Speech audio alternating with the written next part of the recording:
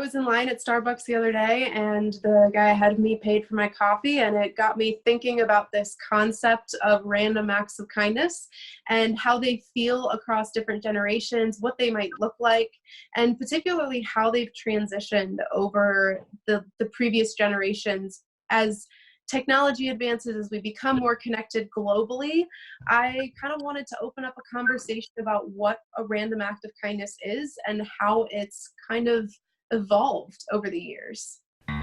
Hey everyone, welcome to XYZ Storytellers, a platform started by 3 people across generations X, Y, and Z, engaging in conversations in the spirit of increased empathy and understanding. Hi, I'm Erin, the millennial traveler and author. I'm an empath with a drive for connecting to others. I enjoy singing in the car, eating pints of ice cream, and hanging out with my cat, Gimbal. Hey, I'm Rich, the graybeard Gen Xer with 30 years in conference rooms or airplanes around the globe. I've also been a Little League coach and a family bus driver. This podcast is a way for me to have the types of conversations that just don't happen enough in my day-to-day life. And me, I'm Lily. I've always been very opinionated and I speak passionately about things no matter who I might be with at the time. I'm here to share my thoughts and get the perspectives of 2 other generations so I can grow and expand my understanding of the world around me. With XYZ Storytellers, our conversations aren't meant to be political, social, or even related to current events. We are just recording authentic conversations on a variety of topics, hoping they will resonate in some small way. Thanks for listening.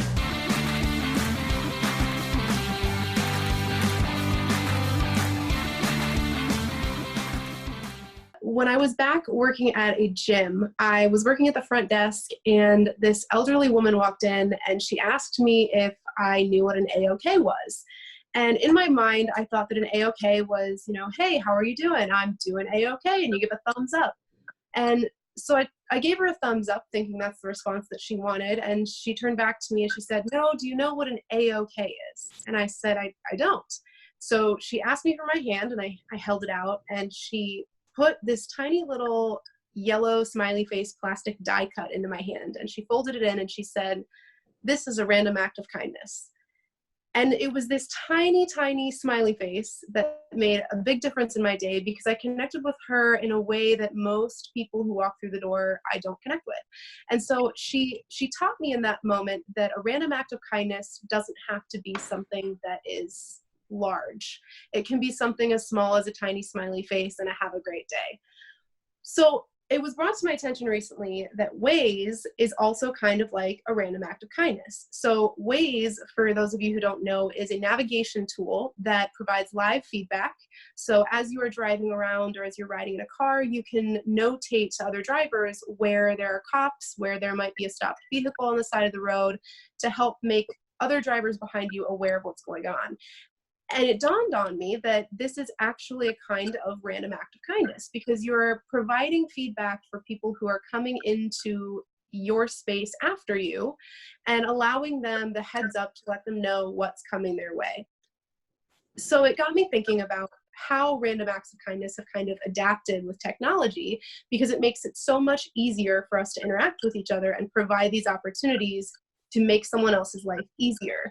So I wanted to pose the question, what does a random act of kindness look like for you today?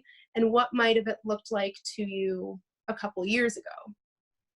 So I just kind of wanted to open that floor for what does it mean when someone says, I performed a random act of kindness? What is the spectrum that could fall under? It has changed in the recent past. I think for me, I always attributed a little bit of an anonymity aspect to any kind of random act of kindness, right? That you did it because it was the right thing to do, or because you wanted it to benefit someone else. You weren't trying to draw attention to yourself. So I've seen how that's evolved over time with social media. And you have instances where you've got the GoFundMe pages, and there's some people that choose to put their names on their donations, and there's other that choose to put anonymous.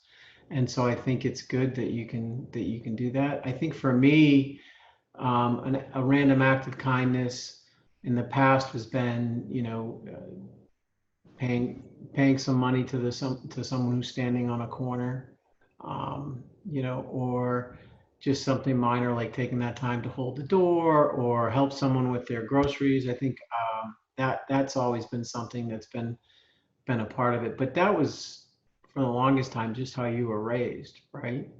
Um, I think for me, it's shifted now because there's so many people out there that are trying to get a following or whatever. They do things that in a vacuum are kind, but then you see that they're trying to get the response or the viewership or whatever. So sometimes maybe I was never in a position before to judge anyone else's acts of kindness because I didn't necessarily see them. And so maybe that's the shift too, is I've actually now can see other people's acts of kindness, and maybe I sometimes judge whether they're doing it for the right reasons or not, you know. I don't know about Lily, I don't know about you. I mean, social media is a big part of your generation, right? Even in the last 5 years, it's shifted. hmm I definitely think that there are some people who just like thrive off of social media and like likes and followers and people commenting about how they're such a good person and how they wouldn't have done that themselves, and like they definitely just like feed off of it and it makes them feel good. But then I also think there are some people who they are posting it and they are putting it out there for other people to see, but it's not for praise. It's just to let other people know that even though most of the things you see online are negative and about news and all the things wrong, like I think they're trying to show people like it's so much easier to just do these small things and make another person's day like feel a lot better than to just, I don't know, like focus on the bad things and not like they're trying to show people it's a lot easier to do one small good thing and make someone else's day better. So the visibility of random acts of kindness has changed vastly then over the years. Do you think, Lily, that it diminishes the quality of the random act to post on social media and to publicize it? Because you're right, you have that one spectrum of I'm sharing this with people because I want to remind them how easy it is versus I'm sharing this because I know that it's going to get me more followers. Do you think, one, that people who are seeing these posts know what the purpose behind it is, whether it's to get followers or whether it's to inform and educate? And do you think that it diminishes the quality of the random acts? I definitely think it's harder to tell which one is for, like whether it's for likes or for to just show people how easy it is. But I don't think it diminishes the quality because as long as the person who did it knows like how, like why they did it and why they're posting it, like I really don't think it matters what other people are thinking about it. But at the same time, if you're like, oh, say you're giving food to someone that's homeless and like needs money and stuff, and you record it and put a camera in their face and post it and like are like, oh, I just helped this homeless person, like that definitely diminishes the quality because you're kind of like you're making yourself almost seem like a hero, even though if you were homeless you would have wanted someone to do the same thing without shoving a camera in your face. So it's almost like you are bringing down the quality of the kindness, but at the same time you still made their day a little bit better. So it's, I don't know. It's not an easy thing to think about in that term. And trust me, I don't like the idea that I have any judgment, you know, but we are all conditioned. You take something in and you look at the context and you can't help but at times, not every time, but at times, be a little bit judgmental with the, you know, with the act. I think for me, again, I've always felt the anonymity, the fact that I did something and I didn't go into the office and make a point to tell everybody, hey, let me tell you what I did, you know. One thing that was interesting to me that I hadn't thought of in the past was, you know, you go to the Starbucks and then people would buy the coffee for the car behind them or pay for the coffee for the car behind them. And then, you know, the big thing was how long could you keep that going, right? Mm-hmm. And it was interesting because, well, first off, I always seemed to find the one that had the car behind me that had 7 drinks. And I went in, somebody bought my $4 cup of coffee and I ended up buying a $30 Starbucks run for the office, you know? So there was always kind of this, I would say, how much is the one behind me?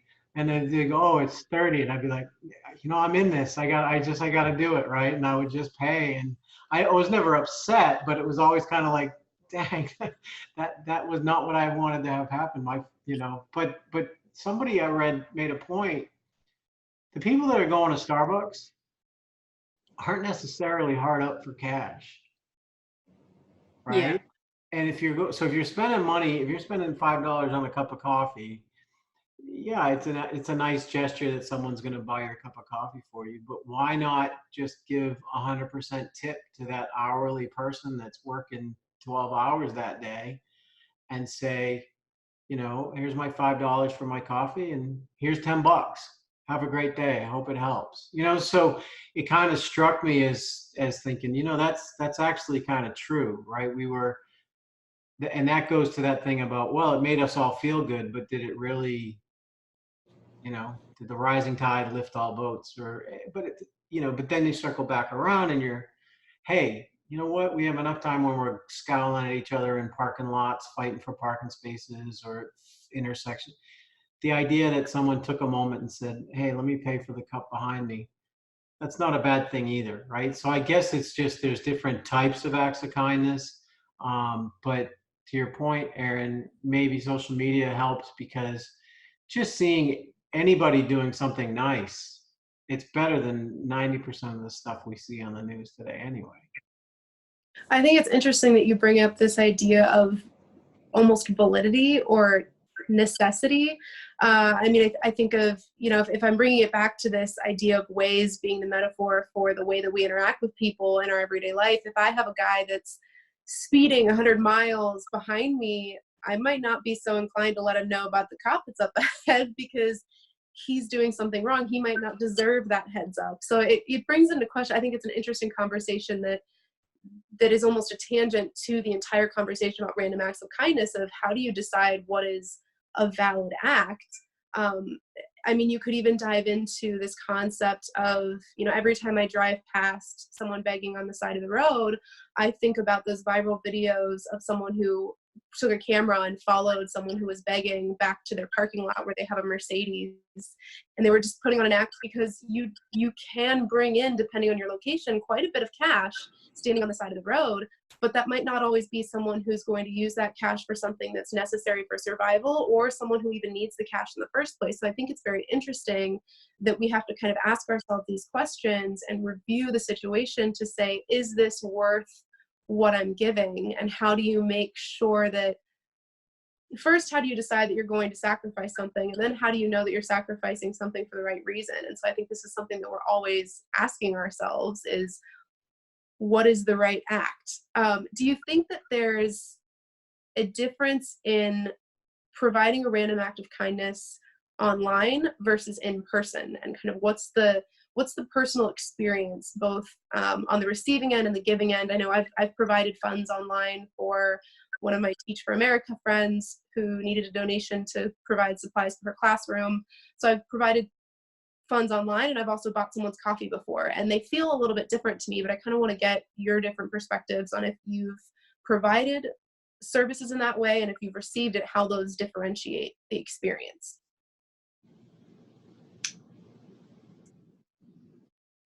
I feel like to do an act of kindness in person almost takes more courage, because you don't, like, it could be a stranger, you don't know that person, you don't know how their day is going, you don't know who they are, you don't know if they're nice, you don't know anything about them. So for you to take time out of your day and I say pay for their coffee, it's almost like you're putting yourself out there and making yourself known to them instead of just being a stranger.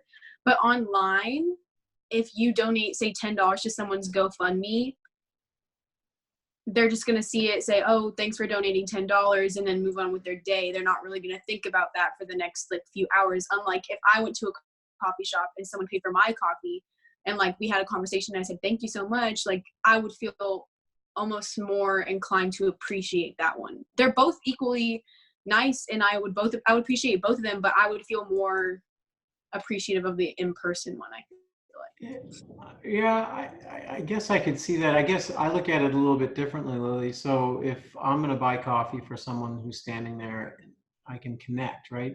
Anything we can do to connect with people in a humane way it makes me feel as good as it does for hopefully the person that I'm doing that random act for. But the GoFundMe, there's a level of vulnerability or bravery that it takes for someone to put kind of that, call out there for support and say, hey, I'm in trouble. My family had a fire, or my child is sick, or, whatever the case might be. And,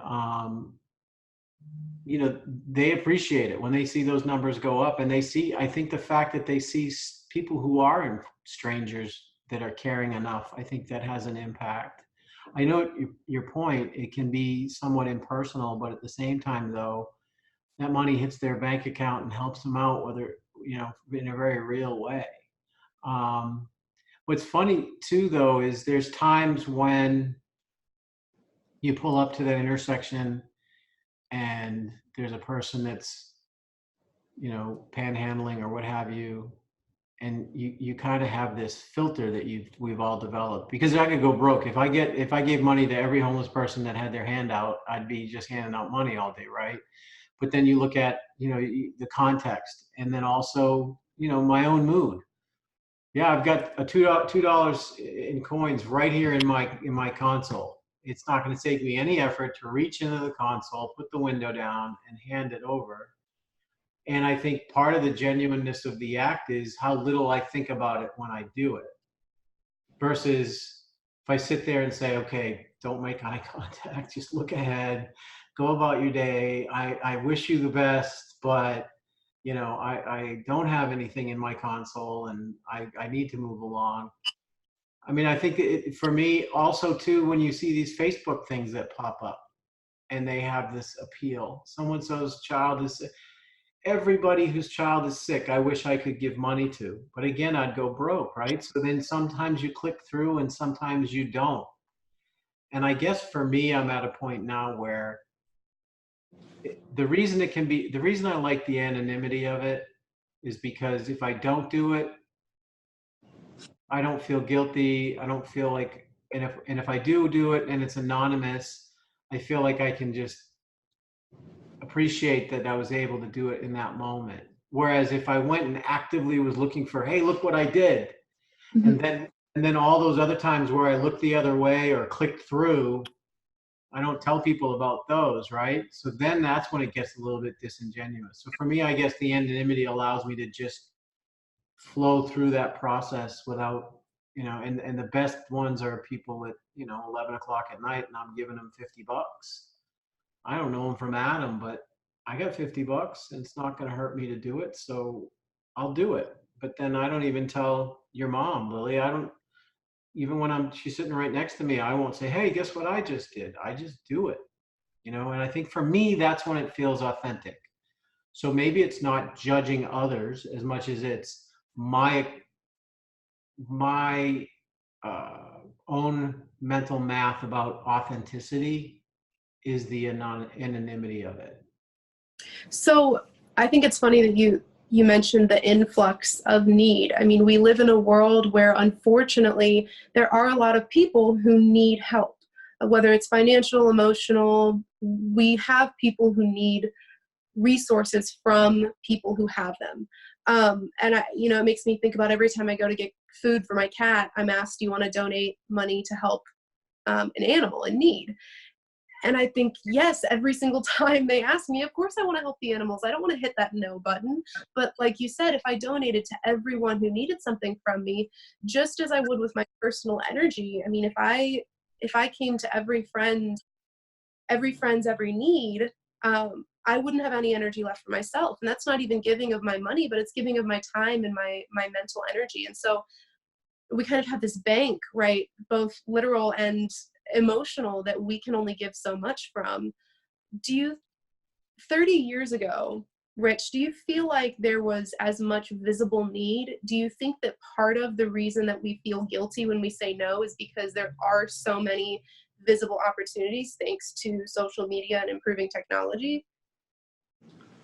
I do think that you become aware of things more easily, right? So if you've got a network of 300 friends, through high school, college, and neighbors and family and friends of friends.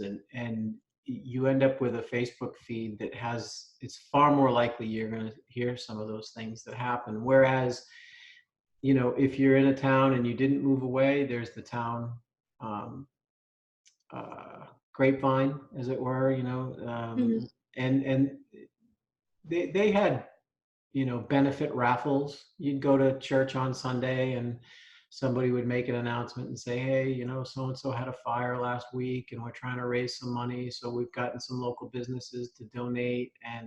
Or they would, at church, they would take up a special collection. I think the whole number of people that actually go to church on a regular basis and feel connected to any one community is probably not like it was 30 years ago. So I think it is more the idea that you can be doing something at 11 at night and come across 3 different things where you could donate money if you wanted to, versus you have to be out in the community and be aware or be connected to your neighbors, or, so I certainly don't think that we're any harder off now than we were, or there aren't any more personal tragedies or challenges than they used to have. I just think they manifested themselves differently. And I think people, if someone got sick, they don't have health insurance and we'll raise some money to help them defray their bills. Whereas in the past, maybe they did have the health insurance and that wasn't the issue, but somebody had to make the meals or do the laundry, so it was more, maybe the way you helped was more intimate than just throwing money at it. So I guess I don't think it's any more prevalent. I do think, though, you can have it brought to your awareness more frequently.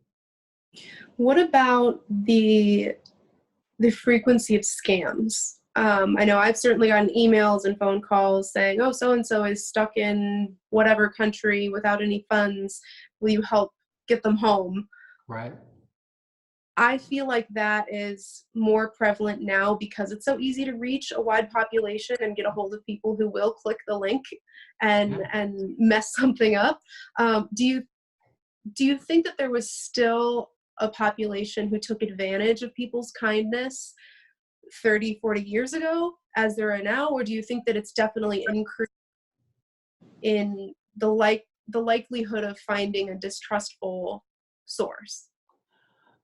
I would say it's probably, you become aware of the scams, the idea that there are even people who could do that. I think the idea of your awareness, but it's no different than, you hear of some tragic event happening in a small town across the country. So all of a sudden you're going to change the way you live here in your neighborhood because of something you saw 2,000 miles away. Well, those tragedies happened 2,000 miles away in the past. You just didn't know, and so you didn't feel the need to adjust your own way of living, right?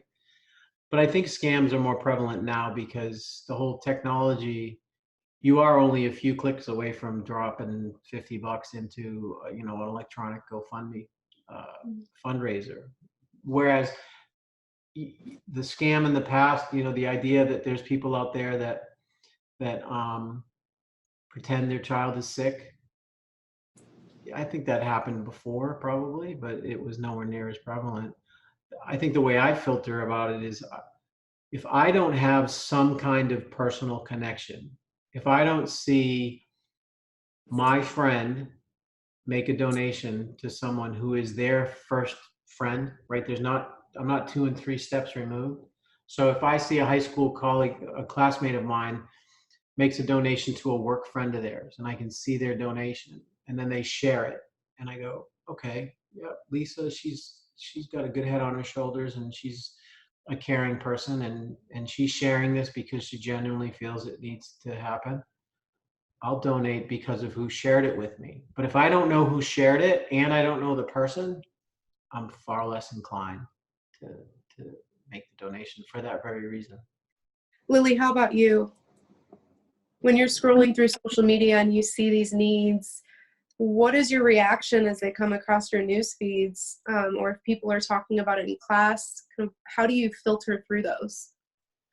I honestly don't see any people posting. I honestly feel like it's just the older generation or people that aren't as in the know about technology and social media, almost because they're easier to target. Because I know a lot of people's parents and grandparents who have gotten those emails from an Indian prince who needs your bank account to like send you thousands of dollars, and they believe it because they're just like, well, why would someone send me this if it wasn't true? So they send all the information, but everyone in my generation, like my age, knows when it's a scam and knows when it's fake and knows when this information seems a little bit sketchy. So There's the term. I was going to say, what's the term? Sketchy. That's the sketchy. term. I rarely donate to people that I don't know. Like even whenever you were talking about, oh, it's my friend from high school, it's her friend, I don't do that. I only do it to people I know. So I almost don't even see scams in my emails, and it just goes straight to spam. So I don't know. I think it's interesting because it brings the likelihood of performing a random act of kindness and donating to someone in need, even if it's a friend's friend. It makes it far less likely that someone's going to donate, simply because there are so many prevalent scams going around, or it's easy. I think it's in two parts. First of all, it's easier to scam people because we have the resources to do it across the world, but it's also, we learn more about them and we hear more about them frequently because we are so connected to the news media, and it's easy to hear other people's stories about these scams. So if we're going back to the hypothetical with Waze, you can drop any kind of hazard up the road. You can drop any kind of hazard, and then after a while, Waze actually asks other users to confirm or deny that hazard exists, which is a really interesting concept to me, because now there are some flaws with their system, because if I confirm a hazard, such as a police officer, I cannot confirm or deny something else for a certain period of time, or that little bubble has to be in existence for a certain period of time in order for me to give feedback. But I think it asks this interesting question of that confirmation of a random act, how useful that was, or how meaningful that was to someone. And I think that's part of the reason why we do post it on social media, is because we want confirmation that our random act of kindness had validity to somebody, whether it's to that person that we provided something for, or if it's just to let our friends know, hey, I did this really cool thing. Did I do it right? We need confirmation that that motion was useful to someone. How do you think that reflects on us as individuals if we look for confirmation that this random act of kindness was meaningful? And do you think that that's something that has changed over the years? Do you think that it's more likely to have a millennial asking for confirmation that their act was good versus having a baby boomer ask if their act was good? I feel like in my mind, millennials need more confirmation than baby boomers. And that goes into much deeper societal questions about reassurance and this whole idea that everyone gets a participation trophy. So I know that there's much deeper context there, but do you think, particularly for you, Rich, do you think that that your generation looks for confirmation or really doesn't need it? Yeah, that's interesting. I don't know that I can speak for the generation as a whole, but I think I can say that when you did something nice, you just did something nice. But I think that the confirmation in the Waze app, I think you don't want to distort the analogy too much, because they're just trying to get accuracy in a crowdsourced situation, right? So when you look at the service, there is some, I don't want to say danger, but there is some lack of credibility if people start dropping pins and saying there's a policeman here, and then there isn't one. And then they wait and they get that thing that pops up, and they're just entertaining themselves on the ride, and they just, oh, policeman here. So there's an element of quality control. So I don't know that analogy really follows through. But I think there are people out there that my age that did all those different things because it gave them an image in the town, you know, that they were always there, they were always the hero, they always, but there was an element to that though, was that they were, you know, they are that person. And whether they got fed by it and they liked the reputation that it gave them and the image that it gave them, I'm going to say, okay, that maybe takes him from a A plus to an A minus as far as his value kind of a thing. I'm never going to ding him too hard because if I'm not doing anything to help, then who am I to judge, right? I think for me, to Lily's point earlier, the judgment comes from um, when people clearly are intrusive on that other person in a manner that it tries to get views. You know, the ones that get me, I don't know if anybody else has seen it, are the ones where they find a homeless person,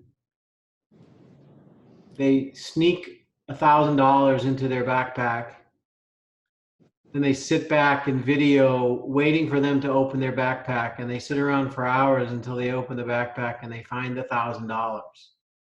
And then they just look around like, how did I get this? And then they follow them to find out what they're going to do with it. And there's this notion of, are they going to do good things with it or bad things with it? You know, what are they going to do? Are they going to go right to the liquor store? And then,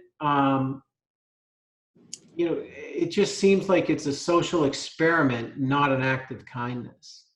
That's where I get, you know, I get trouble, and I get, feel like my generation wouldn't do that. We don't do social experiments with people's real lives. At least I don't.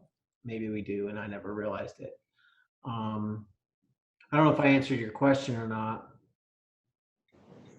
Um, I feel like on the validation part, I feel that my generation, or like millennials, they post about it and wait for people's replies because of society, and like, oh, well, someone will have one bad opinion and be like, that's not an act of kindness. Like, I do that every day. So they just want other people to validate them and be like, oh, that was a really good thing that you just did. And I feel like the baby boomers and older generations, they don't need that validation because they're so secure in themselves and they didn't grow up with social media and like people watching them. So they're almost more secure that they did a good thing and they feel good themselves, so they don't need to post about it. But my generation is always on social media and they always want people to tell them that they did a good thing, so they need to post it and need to know that they did that right and not badly. That's really fascinating. So what do you think determines whether something is an act of kindness? Does it have to be accepted by the person who's receiving it? Do you think it just has to make the person who's giving it feel helpful and like they're contributing to something bigger? Do you think it's validation from a third party? What is the defining factor of whether or not me purchasing someone's coffee is an act of kindness or just an act?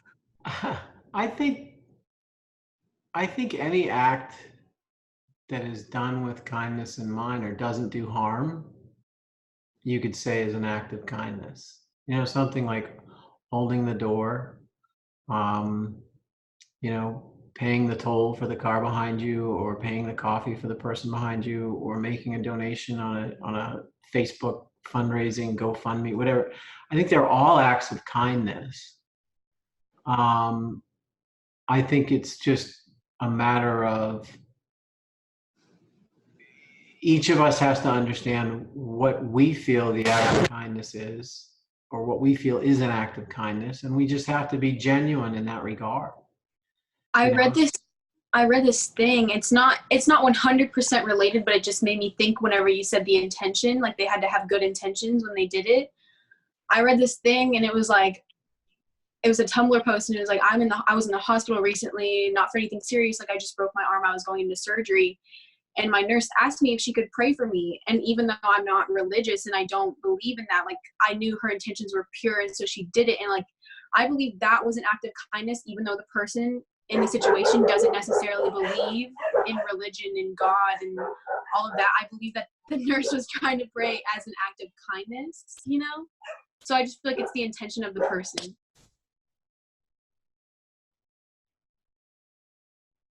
You're muted, Rich. I think you're going to have to repeat that, Lily, because Well, there were dogs in the yeah, I was background. going to say, maybe we can mute our phones, Lily, and let Erin give her thoughts while the dogs calm down. Okay. But I definitely want you to repeat that so that we can have clear audio, because I think what you were saying is good. I think, and that was going to kind of be my follow-up to that, was there's this idea that maybe an act of kindness isn't doing something for someone, but allowing them to feel as though they're contributing to your life. I even think of when I was traveling through Asia and I met this girl in Taiwan. Her name was Chase, and I had just recently found out that my parents were going to get a divorce, and so I was dealing with a lot of emotional stress, and I was also fighting off some kind of unknown illness at the time, so I was just really not in a good headspace. And so she asked me if I wanted to go on an adventure with her, and I said yes. And I know we talked about a lot of different things, including kind of questions that she was working through in her life since she was 18, and she was traveling the world after college trying to figure out what she wanted to do with her life. And I was heartbroken after her postgraduate opportunity went wrong, and I had just found out about my parents' divorce, and so I was in this really weird place. And I know that I gave her advice for whatever she was going through, but I couldn't tell you what it was that she was going through or what kind of advice I gave, because all I could think about in that time was my own stress. And her random act of kindness was not providing anything for me other than just being there and listening and allowing me to just pour my heart out and leave it on the side of that mountain that we had climbed, because I just needed that for myself. And so I think it's interesting because she didn't necessarily give anything of any resources, but she allowed me the space to just word vomit. And that's what I needed. And so I think there's also this idea of a random act of kindness could just be allowing someone the space to do or be whatever they need in that moment, like saying a prayer for someone who may or may not appreciate it in the same light that they intend to give it. So perhaps an act of kindness is less about the service or the resource that is provided, and really just the space to allow someone to be authentic and practice something that helps them feel whole. Thoughts on that? I think it's a great point. I think it goes to the mantra of, do unto others, right? Or leave the world a better place than you found it, or do no harm, or whatever you want to, whatever term you want to put with it. And the idea that, whether I decide to click on that donate button as I'm scrolling through my feed at 11 at night, or whether I decide to roll down the window and scrape up the cash. And I think what it really amounts to is there's opportunities for all of us to have a positive influence on somebody. And you don't know, to your point, you don't know what something, you don't even know you're doing a random act of kindness. Right? You don't even know you've made someone's day. The idea that you spent time listening, or someone spent time listening to you, that could have had a profound impact on them. And you walked away not even knowing you even gave an act of kindness. You just chatted with a friendly stranger, right? So I think, it's not ours to judge. It's not a a generationally specific thing. Again, I think for me, I'll just draw the line on the social experimentation. If you're doing something, even if it's to the benefit of that person, but you're doing it because you're trying to conduct a random, unscientific social experiment, I have a problem with that. But if you want to record it and you get your likes, and to Lily's point, if it's about people seeing how easy it is, or they just see a peer who actually had enough awareness to even think of doing it, and the fact that they also thought, because it's, let's be honest, that same person that took a picture of them buying the hamburger at McDonald's for the homeless person also took a picture of their Big Mac, took a picture of their, tabletop when they sat down. They took a picture of them getting in the car and so, they take pictures of themselves almost as much as they breathe, right? So it's like, that's just what they do. The fact that they then did this kind act and had to take a picture of it, well, maybe they didn't do the act to get the picture. Maybe they just take a picture of every act they do. I don't know, Lily, what do you think? I think that's true. I think we do document a lot of our lives and just take my Snapchat memories are full of just random things that no normal person would just document, because I just think it's fun to just capture memories and just look at them a year from today, 6 months, like whenever. So I think if I was going to do a random act of kindness, I would document it, but not for the sole purpose of getting validation and having people praise me and getting likes and follows. I think it's just something I would have done just to just document. Lily, you were talking earlier when The dogs. yeah, before they. So why don't you kind of recap your thought there, just so we can capture that. Okay. So it was a Tumblr post, and it was just a really short paragraph. And the writer said she recently broke her arm and she had to go to the hospital, and she was getting prepped for surgery. And the nurse who was prepping her could tell that she was very nervous because she had no family there, and she was just very nervous about the surgery. And she mentioned that she wasn't religious. She wasn't necessarily atheist. She just did not believe in like religion and all of that. And the nurse asked if she could pray for her. And even though she didn't necessarily believe in it, and she said in this she didn't believe it was going to help her outcome at all in the surgery, she knew that the nurse wasn't doing it for that outcome. She was doing it because she truly believed that something was happening when she did it. And so she just felt very touched that someone who believed in that would take time out of their day to just put all of their energy into something that they believed for her. So it doesn't necessarily matter if it made your day better or if it helped you at all. It's just if someone has a kind act in their mind and their intentions are to make your day better and to make you feel better, then I think that's all that really matters. I think that's a great point. So that made me think of two things. The one thing was helping an older individual across the street. And sometimes you might offer them a hand and they might go, that's an insult. Why would you even ask me that? Because to them, that's their independence. But to the person, they feel like they're lending a hand. There's this thought floating around out there that altruism is selfish, that to provide an act of kindness, to do something altruistic is just simply to make yourself feel better. What do you guys think about that? Because I have conflicting opinions. It does make me feel good when I go out of my way to do something nice. Sometimes I do need that connective piece, that confidence boost of I have the resources to do this. But then also I feel like it creates that connection while you're standing in line waiting to buy this person's drink. You have a conversation with them, or, it connects us and reminds us that there's still good in the world. So what are your thoughts on altruism being self-serving? It's funny because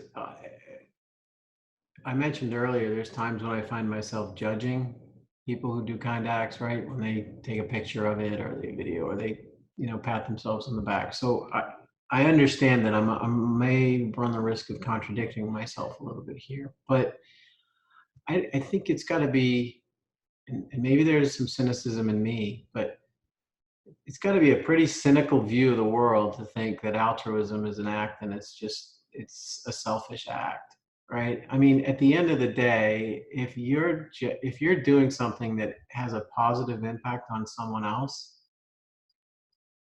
yay.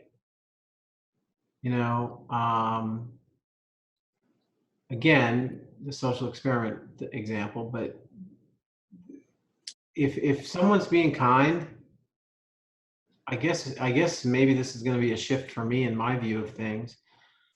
Don't judge why they're doing it. Just appreciate that they did it, and yeah, there are times when you hold the door for someone and they get insulted, or you stand up for the person and they look at you like, at the subway and you're on the chair, you stand up and they're like, I can stand, I'm healthy, I'm good, and it was a slightly different tangent though, is the idea of not accepting an act of kindness. And what is that, right? We have a woman that works for us occasionally, and she has a young daughter, and this woman is a single mom, and she sacrifices everything she has for her kids. Everything she does for her kids.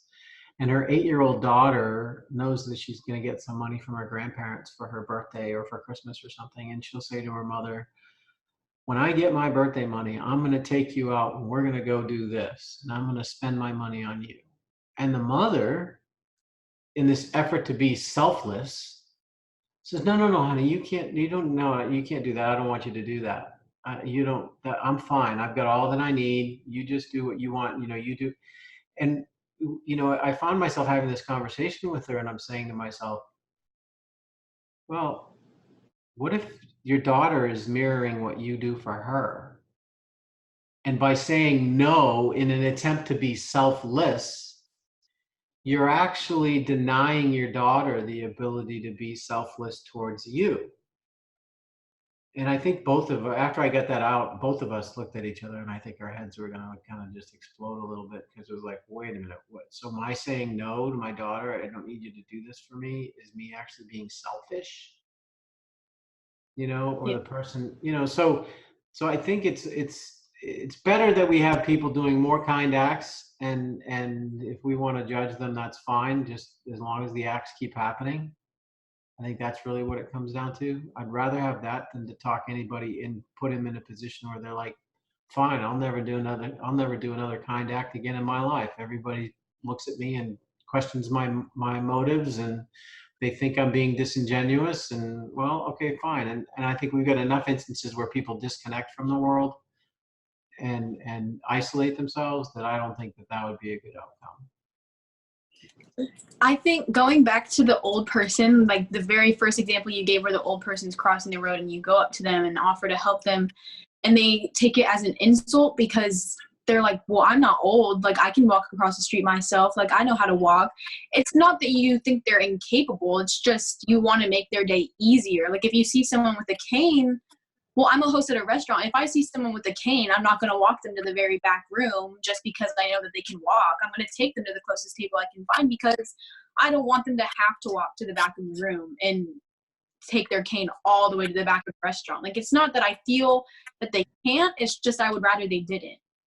So I think not accepting an act of kindness is almost like just denying that person the right to, like, help you. Like, you don't want their help. You're trying to seem independent, but that's not what you're doing. You end up looking like almost rude, I guess.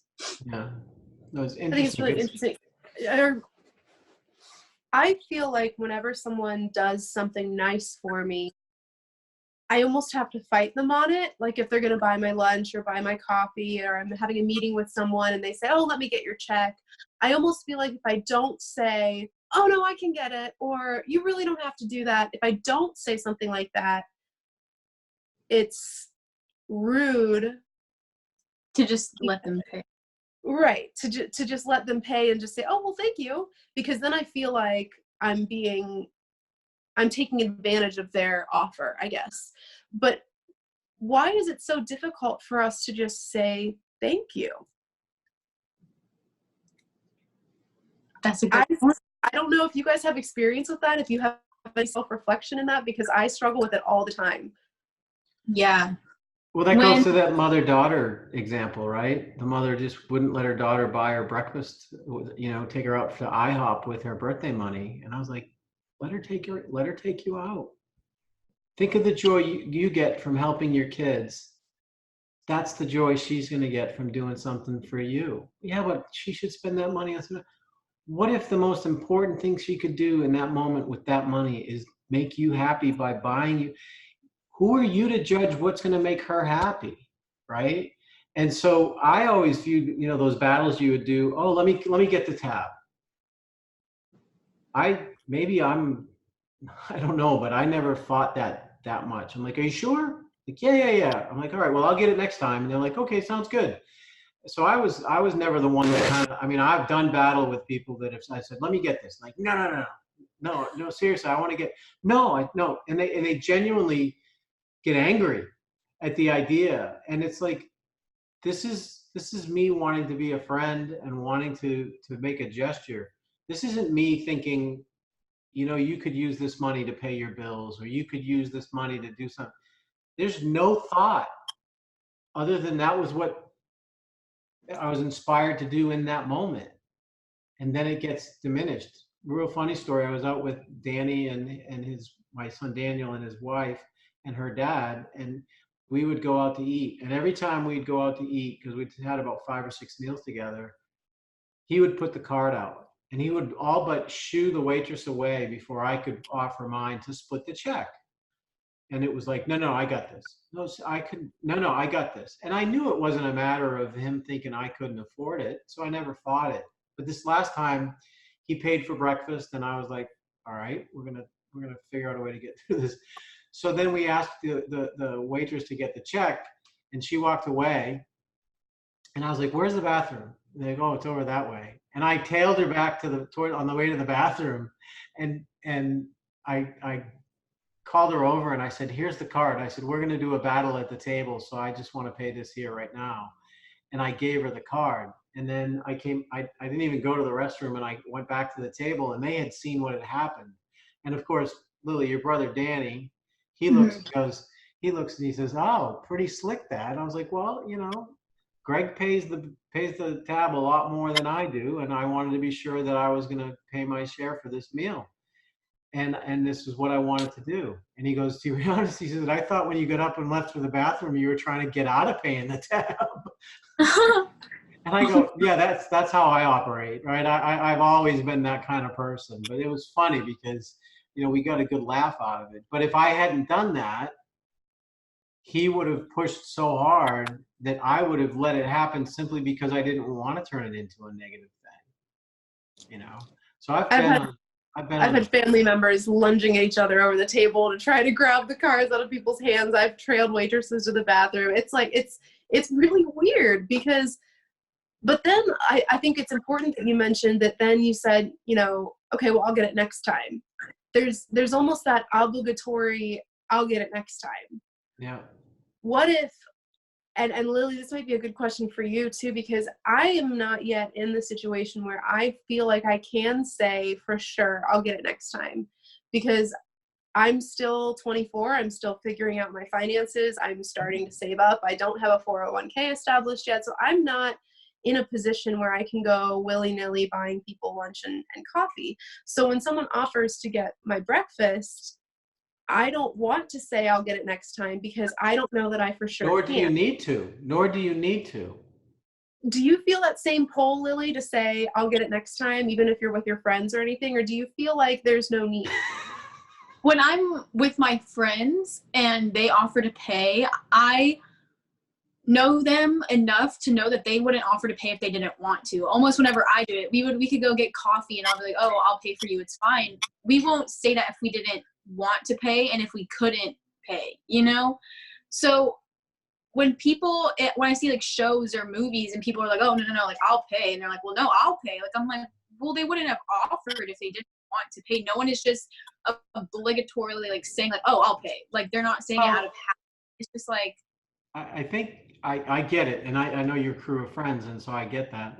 I think you're spot on, but Aaron, to your point, family's a little tricky because if Aunt Mary pays for everybody's dinner, we're going to hear about it for the next 6 months about how she had to pay for everybody's dinner and nobody appreciated it as much as they should, and it was like she paid, but she wanted that everyone to kind of kowtow. The gratification of it. Whatever. She wanted everybody to go, oh my God, you're such an amazing aunt. I don't think anybody in the world could be better than you. And so you end up in that little bit of a, but I think if you know the person and they're genuine, I had people that helped me when I was, a new dad.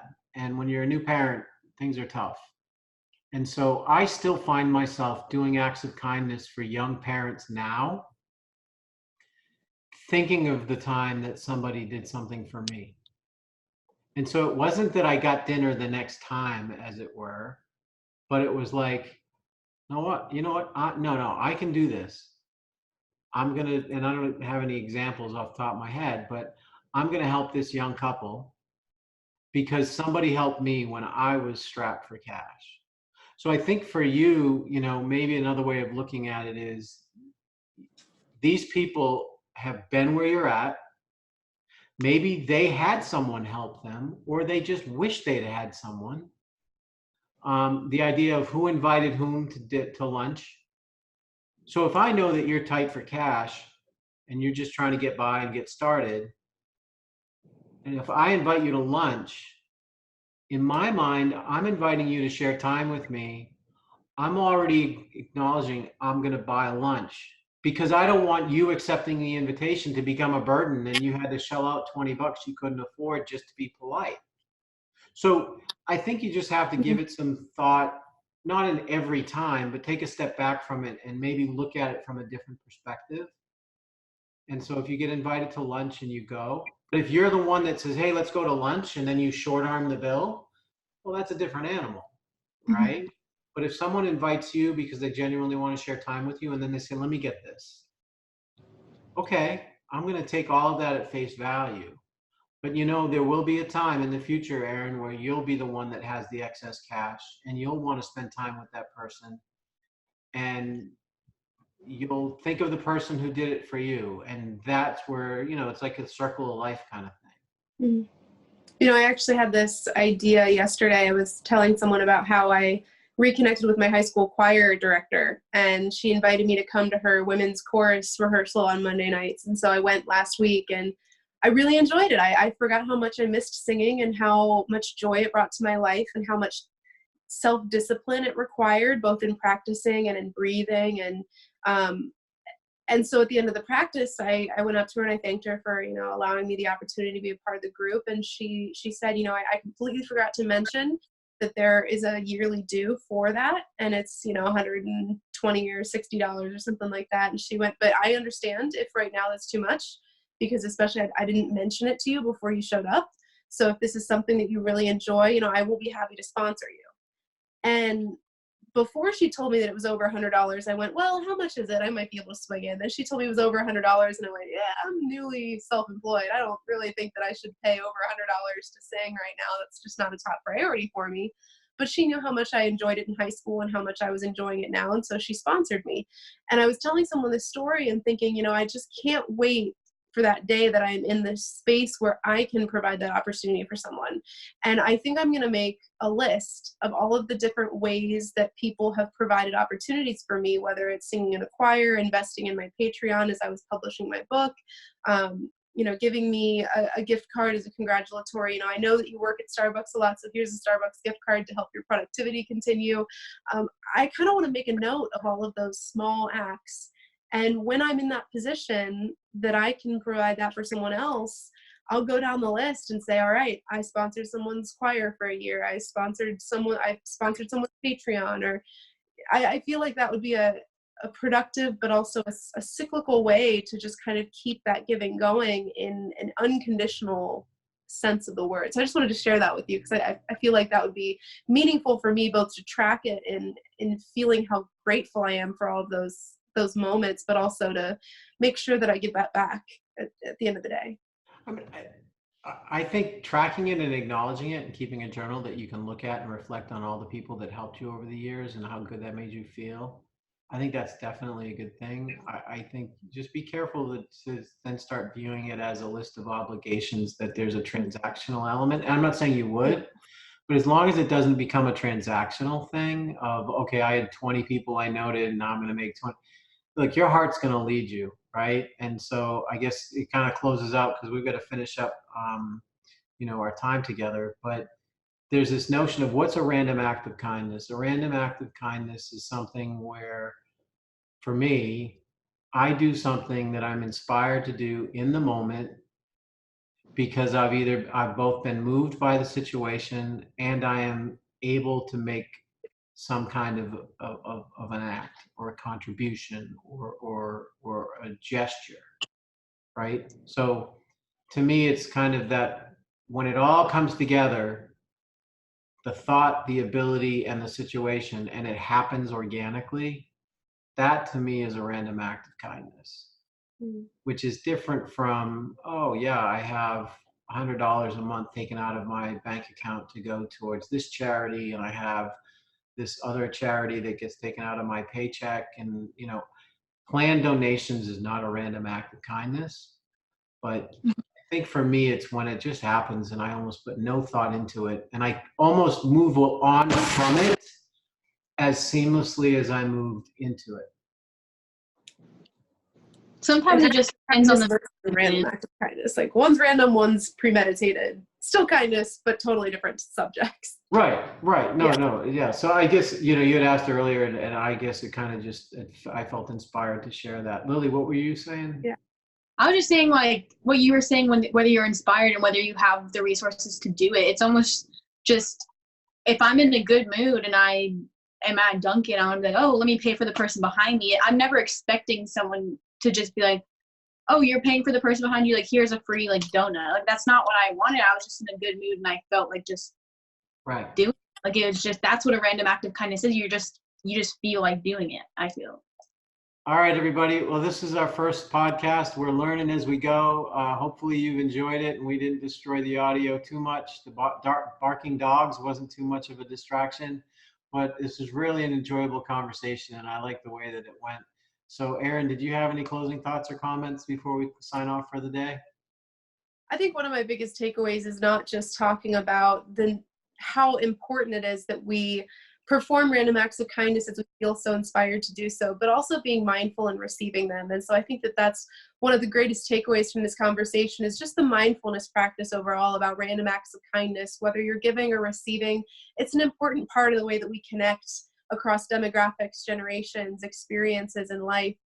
So I would encourage you to keep your eye out for some inspiration to either perform or receive a random act of kindness and really enjoy that moment as we connect with each other as human beings. So thank you, Rich. Thank you, Lily, for being here for this conversation today and for playing with this topic with me a little bit. And I hope we will see you back next time.